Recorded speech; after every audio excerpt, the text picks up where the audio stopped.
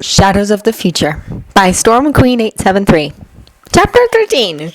Qui-Gon's eyes snapped open and he let himself stare at the familiar ceiling overhead, his gaze hunting down each well-studied swirl in the paint, each well-known chip in the molding as he sought to ground himself.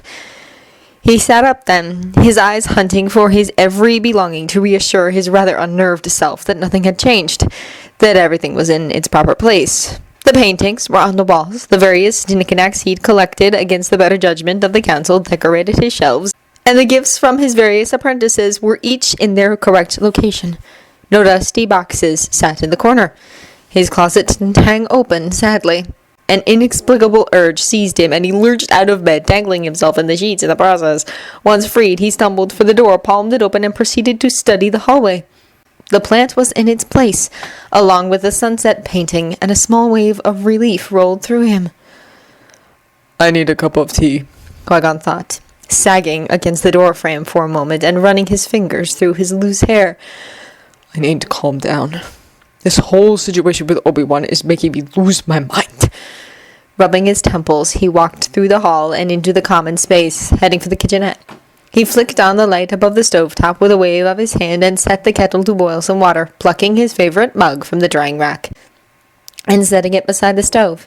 As he waited for the water to boil, he put away the dishes from dinner, the smell of the familiar spices called for in the recipe still lingering in the air. He smiled as the memory of the evening came to mind, with Anakin setting the table as he and Obi-Wan worked side by side to prepare the meal Obi-Wan had selected. Qui-Gon had noted how his Padawan no longer moved as fluidly as he normally did in the kitchen. To the untrained eye, he still moved with the grace of a first-class chef.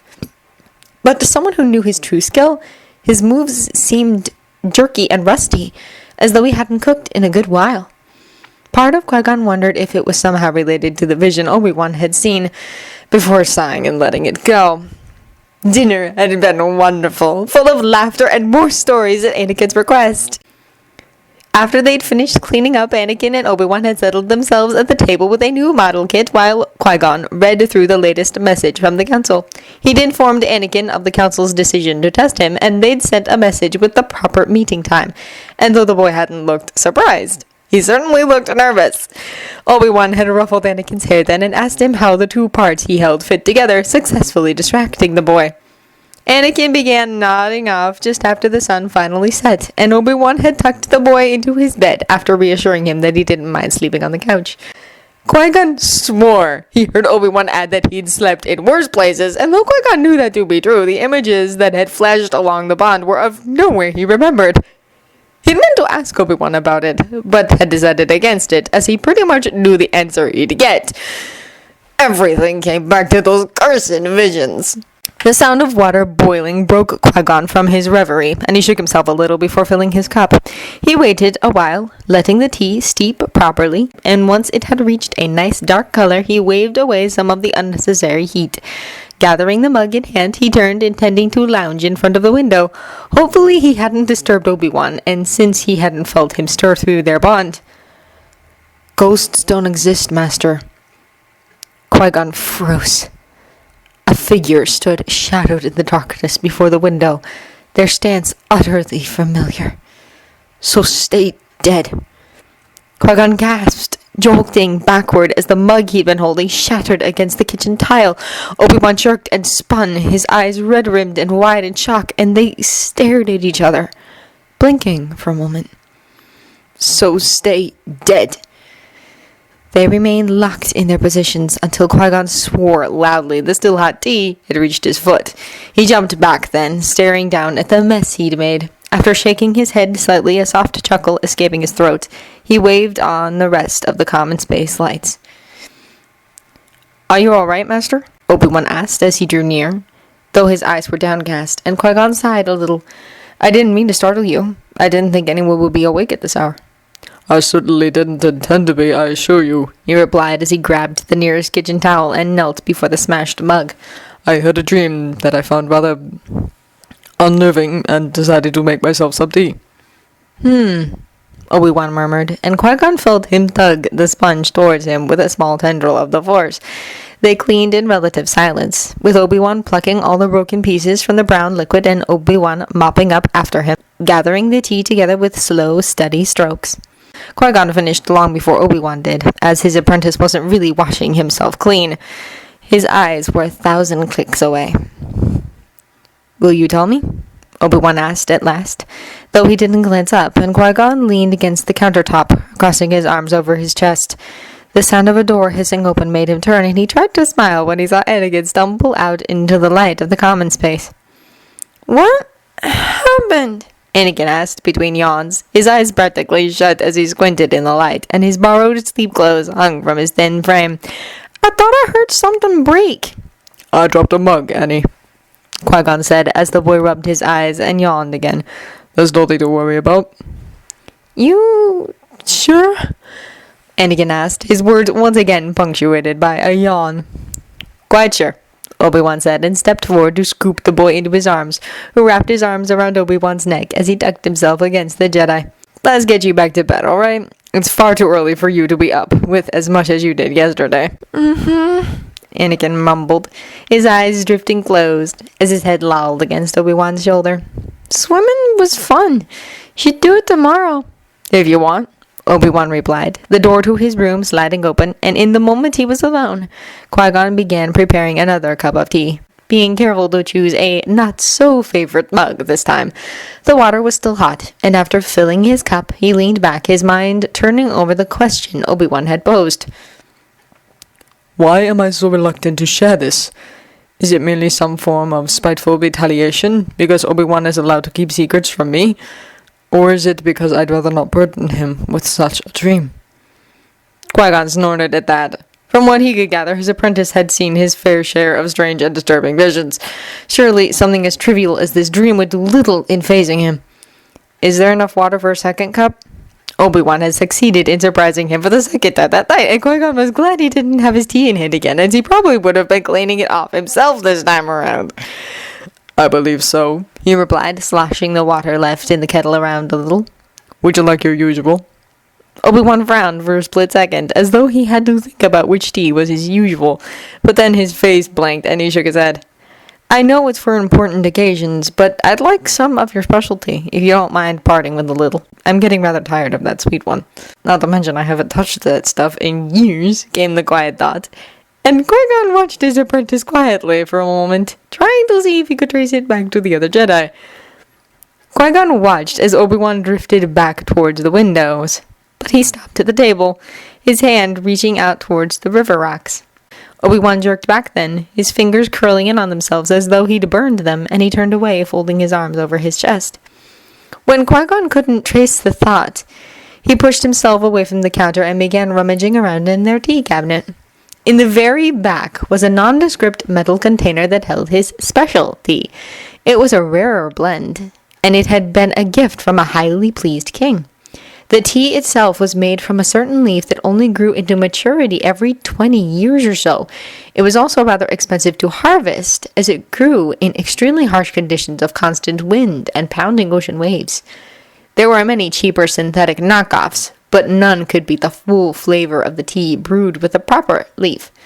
He didn't bother asking when Obi-Wan had suddenly started liking Murshka tea, as it was the strongest and the darkest tea Qui-Gon had ever managed to find, because he had a feeling that he once again already knew the answer he'd get.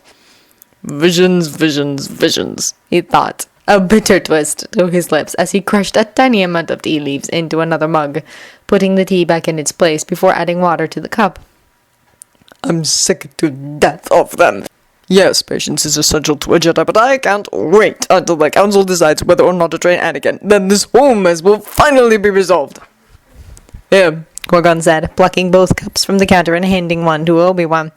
He then pulled out a chair, gave his apprentice a look that told him to sit, and moved to the opposite side of the table. "We'll talk once you've finished your tea."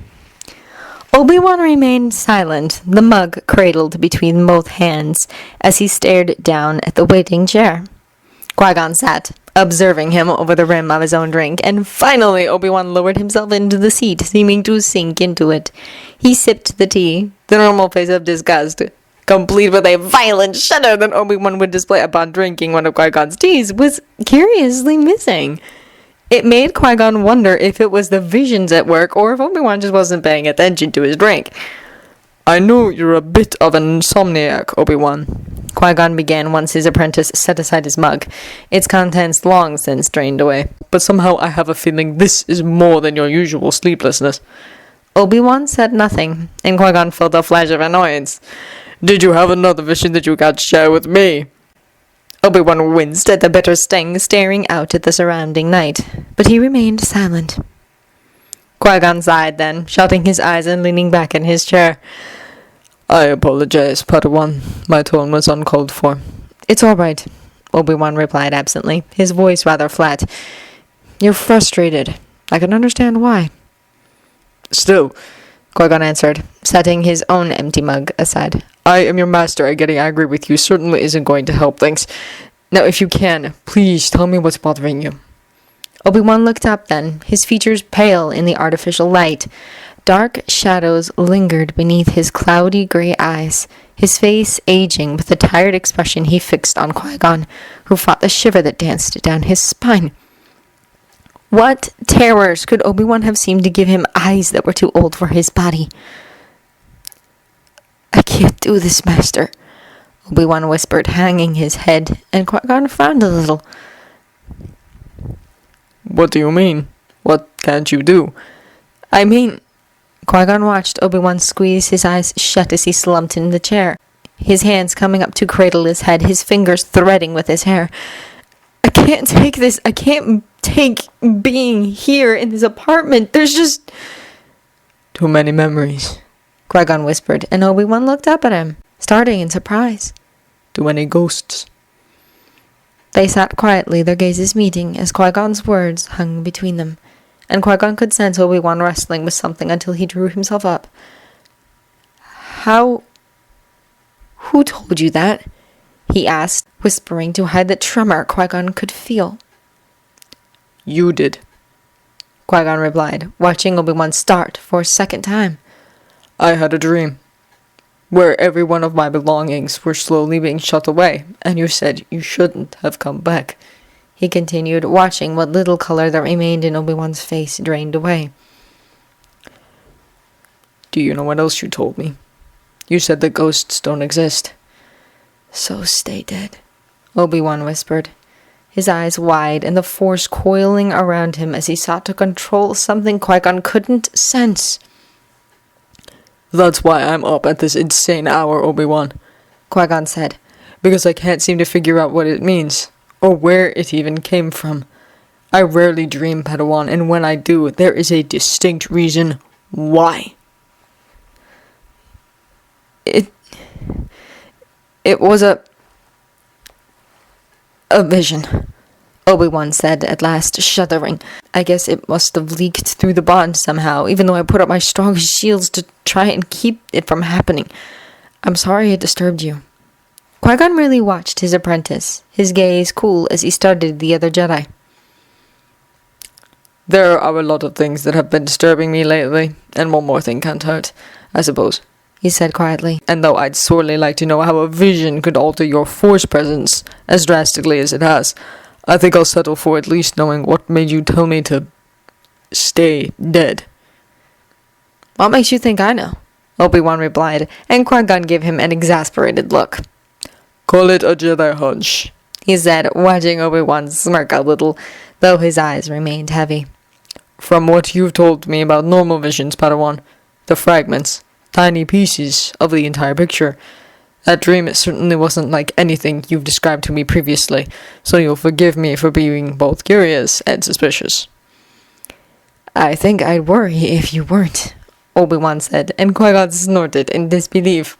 No, you pretend nothing happened and hope I'd let it go, he replied, making his apprentice grimace a little. Now, are you going to tell me or not? Obi-Wan looked up at him, his gaze searching Qui-Gon's for a moment, and then he reached out across the table, his fingertips lightly touching the back of Qui-Gon's hand. What? Qui-Gon asked, trailing off when his apprentice shook his head, and he frowned as Obi-Wan let his eyes drift shut. He felt the bond open completely, or as much as it could, with the heavy shields Obi-Wan had placed over certain parts of his mind.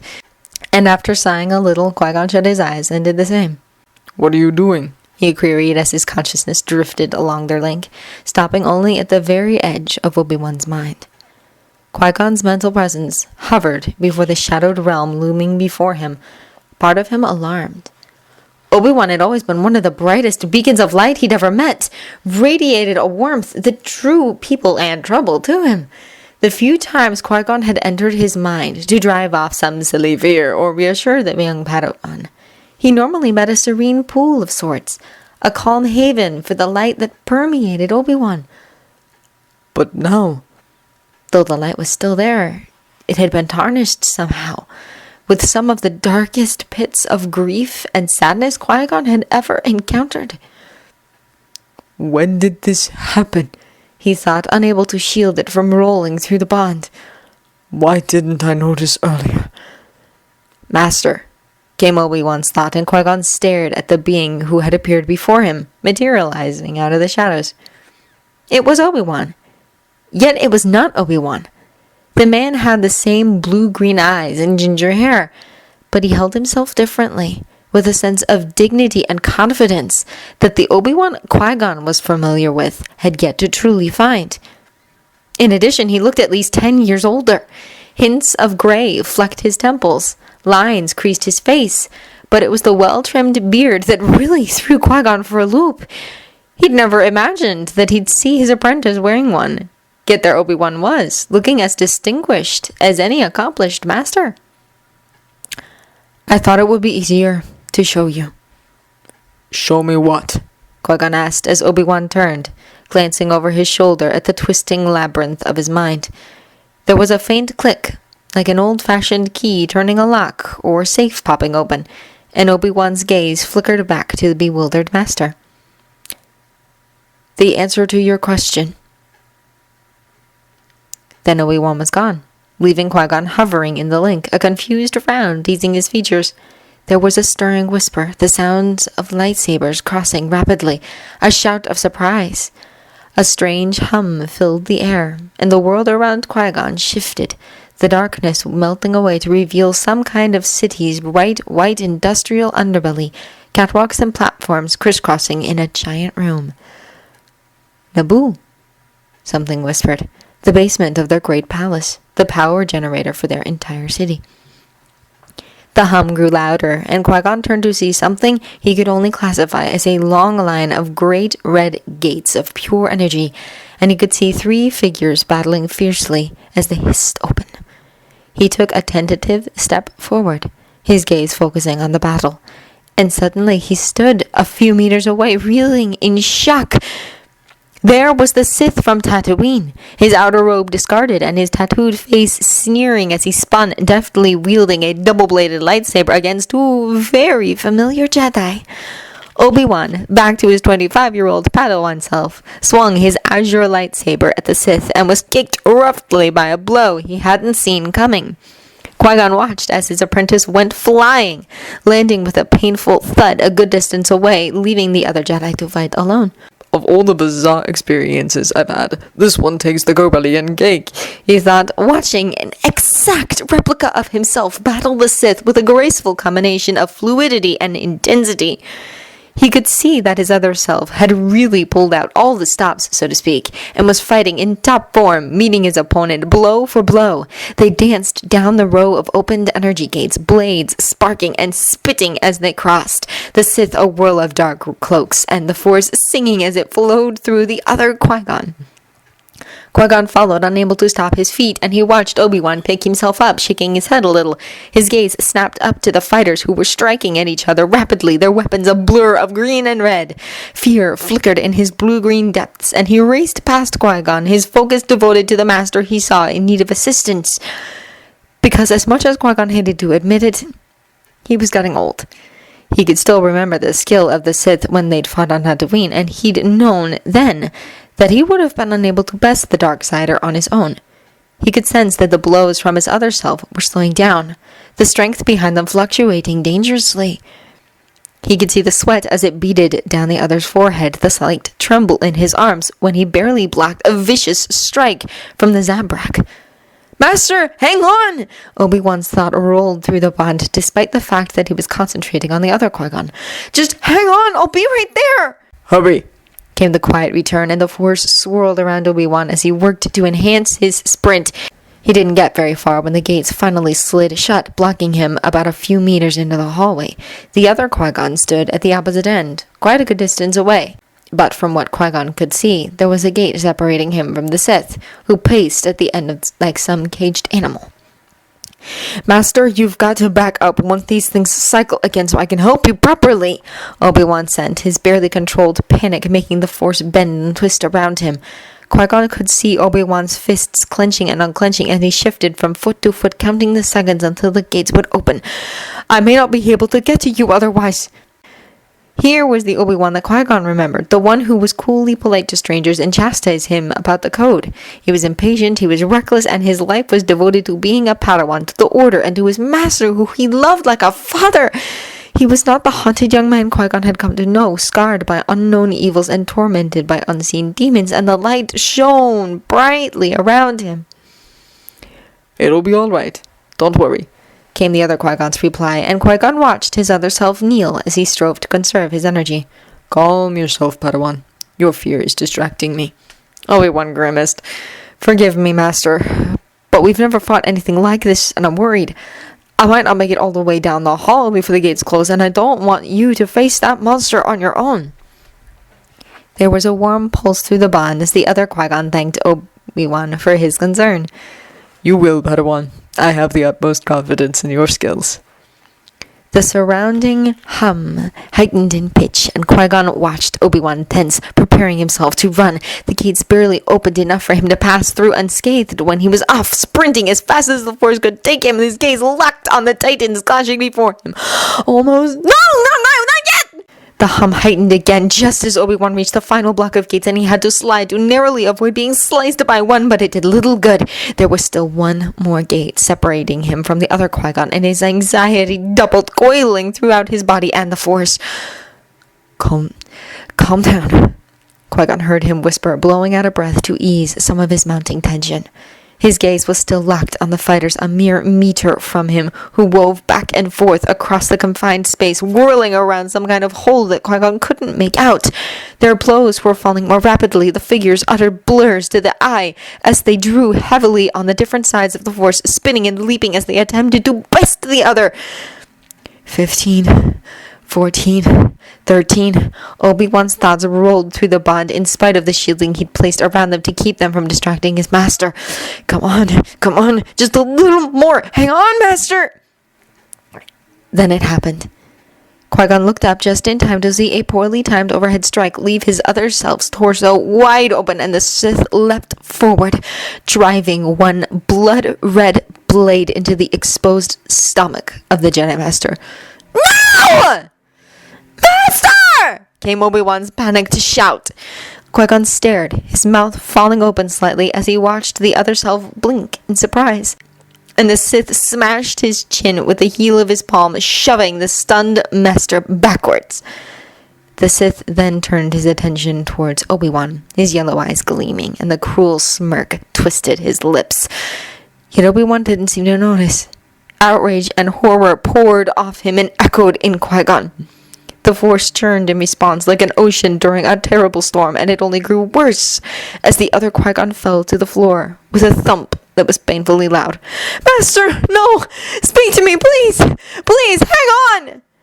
There was no response, only a faint murmur along their link, and the gates hissed open. A cry of rage tore itself from Obi-Wan's throat, and he lunged at the Sith. Qui-Gon found he couldn't tear his gaze from his other self, the one who lay on the durasteel floor, whose eyes had long since closed. Qui-Gon could feel that the man's life hung by a thread that steadily frayed with each passing moment. There was a clatter of metal on metal as Obi-Wan called the other Qui-Gon's lightsaber to him, but Qui-Gon's gaze didn't waver. He found he couldn't move, locked as his gaze was on his other dying self. The sight sent chills dancing across his skin, his stomach churning in revulsion. The doors slid shut, leaving Qui-Gon to watch through the reddish tint as Obi-Wan slashed through the metal hilt of the Sith's lightsaber, the red blaze fizzling out. The Padawan spun then, bringing his own lightsaber through the enemy's torso with a grunt of exertion, his face twisting at the effort. Then the enemy fell, his yellow eyes wide, frozen in perpetual shock, as his severed body tumbled down the air shaft. "Master!" Obi-Wan hurried to the other Qui-Gon's side, dropping to his knees and his hands coming up to frame his master's face. Qui-Gon watched his other self open his eyes slowly, his glassy vision barely seeming to register the person hovering over him, and one of his hands twitched as it tried to reach up to Obi-Wan. "Master, just hang on. I'm going to get you to a med center. The Sith is gone. Everything is going to be fine." Obi-Wan was practically shouting over their bond, trying to keep the other Qui-Gon's attention focused. "I need you to hang on. You can't die. Not yet. Not like this. Do you hear me, Master?" "Obi-Wan," the other Qui-Gon whispered, his eyes steadily darkening as he reached up to tenderly touch the Padawan braid hanging in his face. Qui-Gon could feel the bond rapidly weakening, no matter how much Obi-Wan shouted and screamed into it, and his other self's fingers wove around the braid. "Train the boy." Qui-Gon could sense part of Obi-Wan freeze at that, and though most of him was railing against the Force, demanding it to save his dying master, there was a sharp flash of dark bitterness that zinged through Obi-Wan's soul, ripping open the first of several deep wounds. "Promise me." "I promise," Obi-Wan whispered, though Qui-Gon could hear every mutinous thought screaming and demanding the other Qui-Gon to say something more, to tell him how proud he was of his Padawan, even if he hadn't been fast enough, even though he had failed. There was nothing. One final breath escaped the other Qui-Gon's lips, and awareness faded from his eyes, leaving Obi-Wan alone in the bowels of the power generator. Qui-Gon watched him squeeze his eyes shut as he pressed his forehead to his dead master's. The Force whipped around him as grief and sorrow rose in him like some great incoherent beast, one that tore at his soul from the inside out. He rocked back and forth, tears trickling down his cheeks and off his nose, and he crushed the lifeless body to his mind shrieking with a litany of denials. Qui-Gon shut his eyes when the first scream tore itself from Obi-Wan's throat, an inhuman howl that echoed through the Force, and he found himself shaking. "My Padawan, this is what you saw?" Qui-Gon opened his eyes for the second time that night and found himself staring up at the common space ceiling. He realized he was lying on the couch, though how he'd gotten there was a mystery. After blinking away the tears that clouded his vision, he looked around for Obi-Wan. He found his apprentice in the kitchen, boiling more water for tea, and when he sat up, tapping tentatively at Obi-Wan's shields, he watched the other Jedi tense. "Make 2 cups of merch cha, please," Qui-Gon said, watching Obi-Wan nod, though he refused to look up from his task. "Why didn't you show me sooner, Obi-Wan?" he asked after a long bout of silence. Though his apprentice didn't answer, the slight tremor as Obi-Wan poured the water, the only thing voicing his discomfort. "Obi-Wan?" The other Jedi remained silent, picking up the 2 mugs and walking toward the sitting area, his eyes downcast once more. He handed Qui-Gon his cup before kneeling beside the couch, sipping his own tea cautiously. Qui-Gon made no move to copy his apprentice. He watched the young man stare off and do nothing, and something finally snapped within him. Setting his tea on the side table, Qui-Gon then snatched up Obi-Wan's, placing it beside the first. He slid off the couch, kneeling before his Padawan, and grabbed the other in a bone-crushing embrace. Qui-Gon sensed what fragile control Obi-Wan had been exerting over his emotions shatter, and he returned the embrace. His hands clung to the fabric of Qui-Gon's sleep tunic, and he pressed his face into his master's shoulder. A sob ripped itself from Obi-Wan's throat, and Qui-Gon strove to send as much comfort as he could through the bond, stuffing it with love and affection and any other warm feeling he held, trying to drive off the abandoned feeling that had settled on the other. Obi-Wan's grip tightened at that, his tears worsening, though Qui-Gon could sense his relief that the vision hadn't been true, that he hadn't really watched his adopted father die. He sucked up everything Qui-Gon could send him, trying to soothe over one of the many still weeping wounds in his heart. Qui-Gon got the strange sense that this particular wound had been around for years, only ever just scabbing over instead of completely healing, and he couldn't hold his tongue any longer. How long have you carried this? He asked quietly, his hands making small circles on Obi-Wan's shaking back. How long have you kept this all inside? Why didn't I notice before? Years, came the choked whisper, and Qui-Gon tightened his hold, resting his chin atop Obi-Wan's fuzzy head. Years and years and years. Why didn't you tell me? He whispered, shutting his eyes and wrapping his Padawan in as much positive emotions as possible. I would have helped you work through this. I would have helped you heal this a long time ago. You couldn't, came the muffled reply, punctuated by a bitter, tearful laugh. No one could help me. Don't you see, I was alone, and the only person who ever really cared was dead. Me, Qui-Gon thought, part of him steadily breaking down under the onslaught of Obi-Wan's grief, and another part wondering if it all really was from some frightening vision. Granted, it had been horrible and traumatic, but couldn't Obi-Wan see that it hadn't been real? That Qui-Gon was still alive and well, with no smoking lightsaber holes through his gut? Padawan, he whispered, rocking back and forth gently. Don't lose yourself to this. Do you hear me? This is now. That vision wasn't real. It wasn't real. You're safe. I'm alive. And we're nowhere near Naboo. We probably won't ever go back, considering that Yoda has grounded us for a little while. Another team of Jedi, several younger masters without apprentices, have been assigned to protect the Queen in our absence. So please, Padawan, focus on me here. This is your reality. I want to believe that, Master, Obi-Wan whispered, his sobs quieting just enough for him to be heard. I want to believe that so very much, but I can't. Not completely. It hurts too much. That's why I packed everything away. Why I shoved everything in a closet somewhere so I wouldn't have to look at it. I didn't want to remember. I thought I could stop it from hurting. I thought I could protect myself from it ever happening again, and then... Obi-Wan, you're not listening to me, he replied when his apprentice's voice dissolved into incoherent sobs, hardening his tone ever so slightly. I'm here. I'm solid, not some intangible vision. Let go of that wound because it stems from an impossibility. Get to see, Padawan. I'm not dead. I'm not. But you were, came the chilling response. You were. I felt you die. I felt the bond snap, and I could do nothing. I failed you over and over, costing you your life and the dishonoring your memory. I failed, and I lost everything. I knew something was wrong! Qui-Gon's head snapped up to see Anakin glaring at them from the hallway, fists planted on his hips, but tears shone in his eyes and on his cheeks. Obi-Wan shuddered, his grip tightening, and his face pressed harder against Qui-Gon's shoulder, and Qui-Gon frowned inwardly. Why had Anakin's entrance caused such a reaction? Come here, Annie, Qui-Gon said softly, loosing a hand from around his apprentice and extending it to the boy. Nothing was wrong earlier. Obi-Wan startled me then.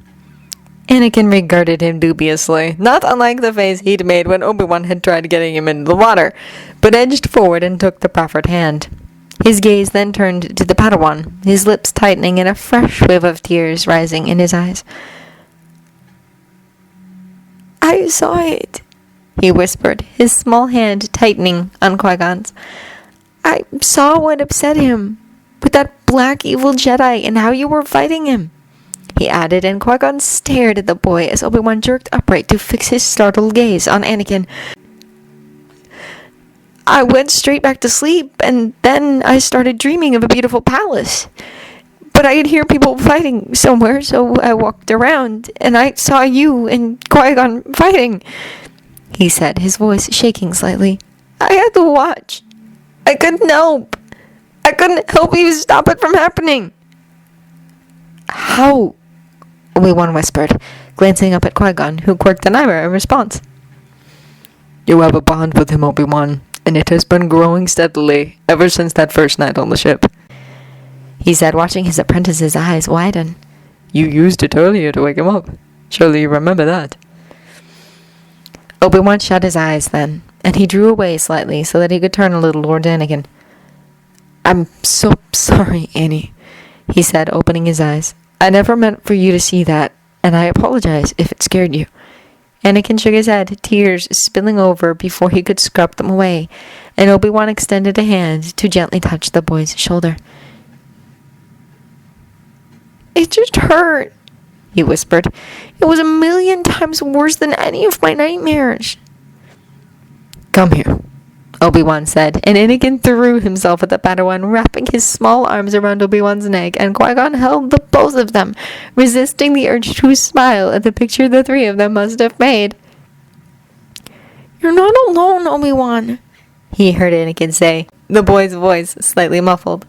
"You've got me, and you've got Qui-Gon, and neither one of us is going anywhere."